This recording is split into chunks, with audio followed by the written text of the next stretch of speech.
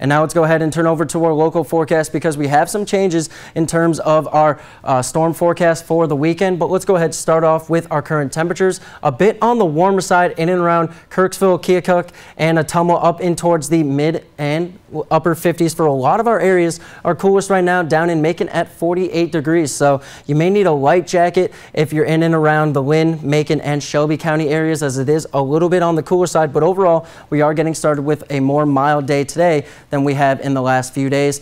And for the rest of the day, we are going to see those temperatures rising back above that seasonable average, back up towards 74 degrees again.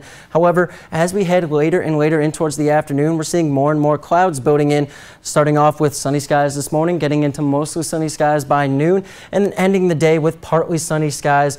And winds this afternoon are going to be a bit on the strong side. We're going to see gusts getting upwards of 25 miles an hour. So taking a look at those wind speeds today, all of them out of the south. So we're going to see that warmer Gulf of Mexico air being thrown into our area. That's what's helping keep dew point temperatures a bit on the warmer side, and that in turn keeps overnight temperatures warm as well. So by 1 p.m. already seeing sustained winds up towards about 15 or so miles an hour, and they're not done going up just yet. As we head in towards dinner time and when you're headed home from work, we're dealing with some rather gusty conditions for the area, and that's going to continue into those overnight hours and hold on into the early morning hours on Saturday.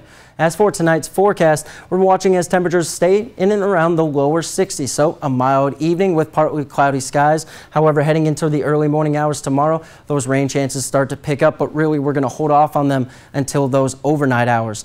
Now, what is the change for the area? Well, for today, we no longer have the general thunderstorm outlook over our area, so it doesn't look like we're going to be getting any type of precipitation today.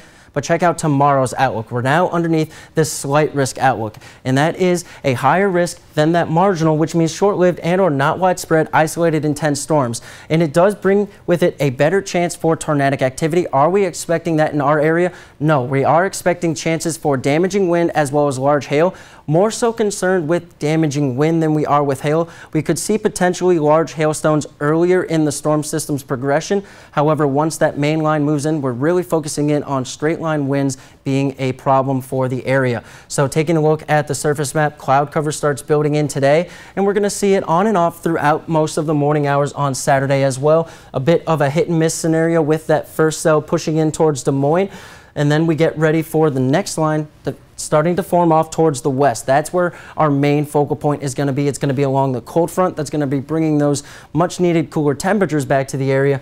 But it's also bringing with it a big swath of thunderstorm potential, and some very nasty storms are going to be located inside that line. And with that line itself, you're going to see those strong wind gusts associated with a straight line storm system. 40, 50, 60 mile an hour wind gusts could be seen as this starts progressing in. Overall, though, it moves in about 9, 10 p.m. on our far western counties and continues that east-southeasterly slide as it gets through the area. We do see straggling bits of moisture holding on into the early morning hours on Sunday.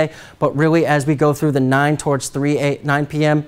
Saturday night towards 3 a.m. Sunday morning, that's when we're going to be contending with the worst of our weather. As for those rainfall amounts, we are seeing higher reflections for larger, widespread, heavy rainfall amounts. So we could be looking at areas getting in towards flash flooding and flooding advisories, especially in and around the Sheraton River and along the Mississippi River. As for your extended forecast, once that cold front falls, it's almost a 12-degree drop from Saturday into Sunday. But check out Tuesday's forecast, 55 degrees and mostly sunny. Now stick with us. Good Morning Heartland. We'll be right back.